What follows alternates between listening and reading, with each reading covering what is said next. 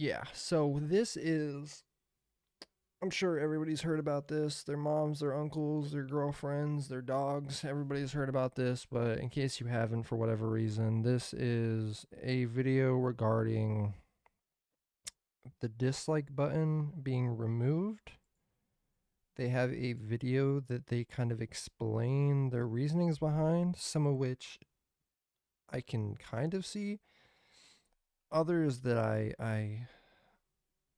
well, we'll get to that. So, Hey folks, you may have seen a while back that YouTube announced it was experimenting with making dislike counts private to only the creator of the video. Now, if you're like me, you were surprised by that. I mean, mm-hmm. I've always thought seeing the number of dislikes on a video helps us know as viewers if it's a good video or not, if it's a helpful tutorial or not, or if what a creator is saying in their video is generally agreed with or not. But unfortunately, research teams at YouTube have found there's this whole other use for disliking a video that I had never experienced as a creator, and you may not have either. Apparently, groups of viewers are targeting a video's dislike button to drive up the count, turning it into something like a game with a visible scoreboard. And it's usually just because they don't like the creator or what they stand for. That's a big problem when half of YouTube's mission is to give everyone a voice. So here's why I disagree with that sentiment regarding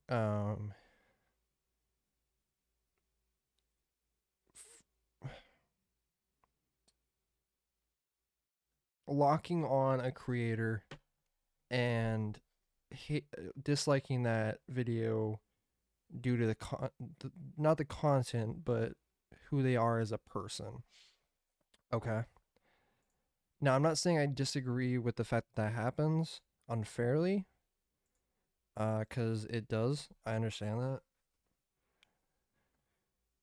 that. Um, but what I don't like, and this kind of like was brought up by Asmongold, if you haven't heard of him or you haven't seen what he said about it,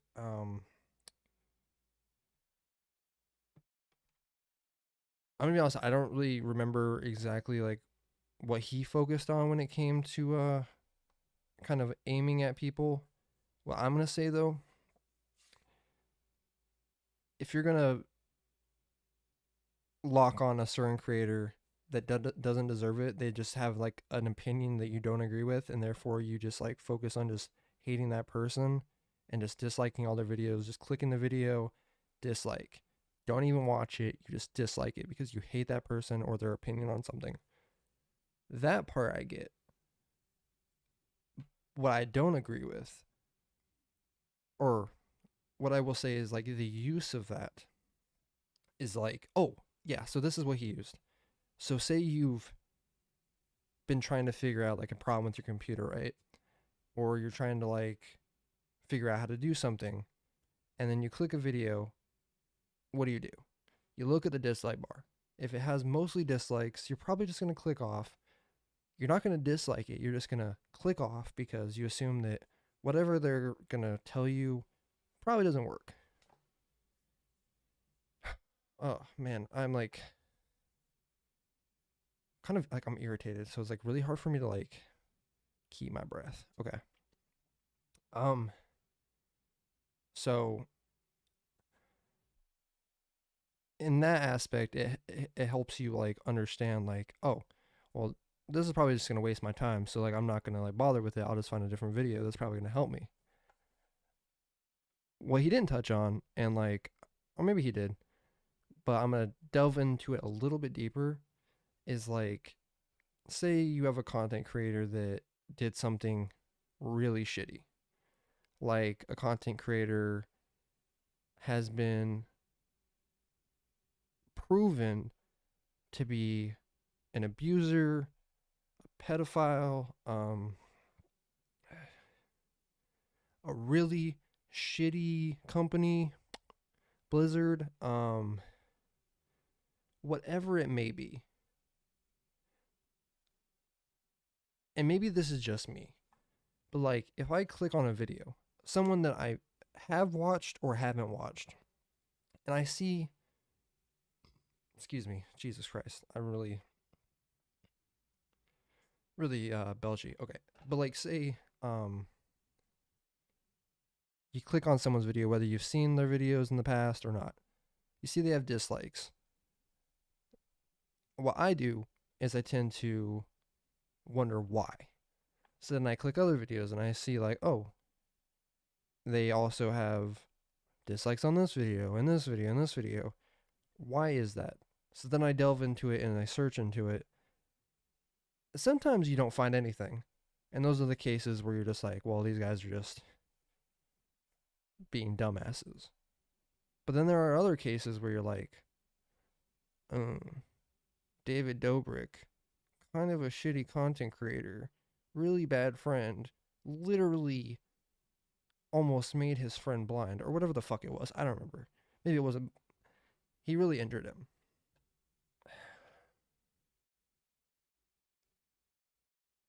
And it's like,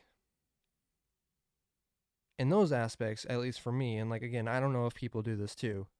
Maybe it's just like my need to like understand stuff more as I've gotten older, especially. I don't just like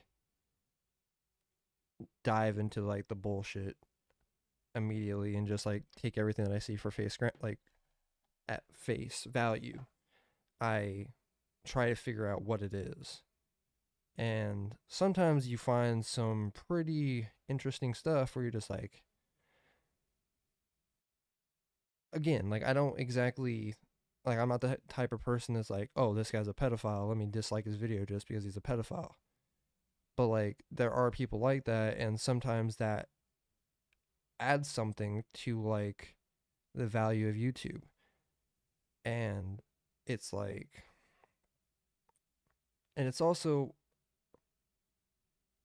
I guess I'll just let's just go back. Let's go into the video. So earlier in 2021, YouTube experimented with making the public dislike count private to see if it would help reduce these coordinated dislike attacks across the platform. And after analysis, they did see a reduction. And that's fair, but like I feel like it's kind of, it's also like it's important. It's a way to like understand if you're doing something wrong or right. Cuz sometimes you upload videos that you might think is good, and then you see people's opinions and like you see the dislikes and you're like, well, why am I getting dislikes? You dive into it a little bit further and it's like, oh, I mean, this guy's kind of a dumbass. Like clearly their opinion is just they don't like me, which at that point, get the fuck off my channel. But then there are some times where you're just like, oh, I can see that. That's fair. All right, well, I'll try to do better next time. And that's where I think it adds it. And like as they'll say like coming up, you can still see it. So like the idea that it's protecting people from seeing their dislike button, it's like, no, I can still see it. I know I have to like go through a little bit more of a hoop to like see them, but I still can. So like that's not protecting me unless I'm just going to play ignorant to the fact that the dislike is a thing and it's like I can't find it. Like but either way, like I'm not going to not look for it. I'm going to go look for it, and if there's a lot of dislikes or whatever, like as much as it hurts my ego, and if you think that like every YouTuber doesn't like have an ego to the point where like the dislike button kind of affects you, like you're kidding yourself. Every YouTuber that I'd be surprised if there's a YouTuber that sees dislikes and doesn't get at least a little bit affected by it. But that's okay. That's a natural reaction. And this idea that you're trying to protect people is just honestly like it's embarrassing. Like I put myself out here. I've been doing YouTube off and on for multiple years, almost a decade. And like yes, I have a very fragile ego. Seeing dislikes hurts me way more than I've ever fucking said. But at the same time, that's okay. It fucking happens. So don't act like you're protecting people, because me as a small content creator that has to deal with literally 100% dislikes and 0 likes on most of my videos, like, it sucks, but that's okay because the hurdle is there. That's meant to, it's not supposed to be easy. If it was, no, everybody would do it and they would succeed. But it's not. So, the update from YouTube is that the dislike button is staying, but the dislike counts will now be private. You can still dislike videos, and that action will be used to tune your own recommendations, but you won't be able to see the dislike count. Only the creator can find it on the back end if they want. Now, a few common questions we saw from the initial experiment. First, without a public dislike count, how can viewers tell if a video is worth watching? Again, I kind of had this question too, but it turns out that while viewers might use the dislike count to give them a sense of a video's worth, when the teams looked at the data across millions of viewers and videos in the experiment, they didn't see a noticeable difference in viewership, regardless of whether they could see the dislike count or not. In other words, it didn't really matter if a video had a lot of dislikes or not, they still watched. Next common question. I don't agree with that. I think the like to dislike ratio is really defining for a lot of people. And sorry, I feel like it's really defining for like if somebody wants to watch a video or not. Like I said, if you click a video and you see like a bunch of dislikes, you're gonna wonder why, and that turns people off sometimes, because if there's a bunch of dislikes, it's like, well, I'm probably not gonna enjoy this video. Not to say like everybody does that. Like I try to give everybody their chance. But like sometimes, like it's really beneficial. So to like take that little like, I don't, it's just, it's so fucking stupid. If creators can still see the dislike count on the back end, how's that any different? They can see it if they look for it inside Studio Analytics under the Engagement tab. But overall, it's much less likely to cause stress and embarrassment if the count isn't visible to the public. And one more common question. That does, like, no, it doesn't. It really doesn't. The dislike is still there. You just have to go through a couple more buttons to see it. You're still gonna wonder if people like your videos or not. Like, that isn't gonna go away just because you take a button away. In fact, I think it just does it more. And to say that you're doing this to like protect people from embarrassment, that's the embarrassing fucking thing. Is like you're not doing this to protect smaller creators or your bigger creators that you say you love so much. But like you're really just doing it to protect yourselves and like other people. And I know this isn't like a crazy thing to say because everybody's saying it, but it's like they don't fucking listen. Like I've literally watched them destroy my favorite website for years, and I haven't said anything because I'm a small creator. But they fucking brought me into this as a small creator, and I think it's important that I say something because it's just like, you're not protecting us. You're protecting your investors. You're protecting whoever gives you the most money. You don't care about me. You care about the people that make you the most coin. So stop pretending like you do. Question, is this because YouTube Rewind got lots of dislikes? Yes, No. it is. Yes. Although there are some teams internally who have learned the hard way what it feels like to get lots of dislikes. Now, this again is about protecting all creators and making sure they have a chance to succeed and feel safe in doing so.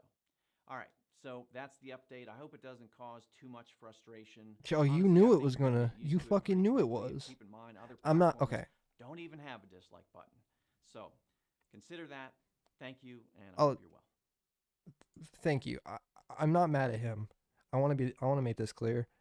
He don't shoot the messenger. I'm not going to do that. I think it's just like, I'm speaking directly to YouTube when I say this, not this guy. I don't even know what his name is. I think he literally did the best that he could. And like, yeah, but like,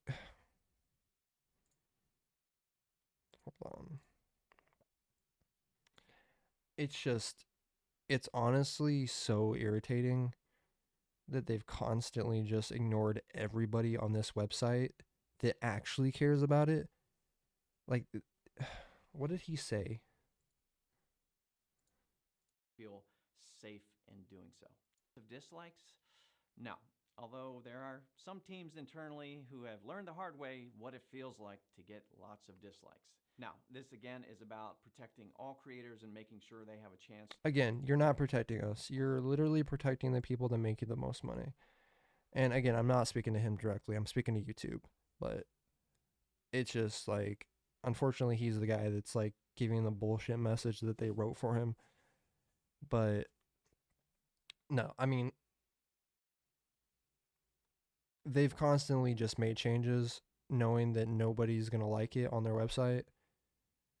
I've come to accept it, but like at the same time, it gets to the point where it's so fucking upsetting that they try to hide behind protecting the creators and doing what's best for the creators when, like, if that was the case, you wouldn't have done even like 90% of the shit that you've done in the last decade. You're just doing this so you can make more money, and you'll kill this website to do it. Like, you're literally like the, and I understand this is like just how companies can be. Not to say every other company is like this, but like, I understand that there are companies that literally just focus on what's in front, like what can be in front of them today. What's going to happen to me today? Am I going to get a lot of backlash? Okay, but like, what do I get aside from that? Lots of money? Okay, I like that. Money's good. But they don't think about long term. And they've done really well with like, the website still has lasted. But it's not because of the decisions they're making. It's because the content creators on this website are driving this website. That's it. They're not helping the situation. In fact, they're making YouTube look more embarrassing to other platforms due to the decisions that they're making, while the content creators are literally making this website.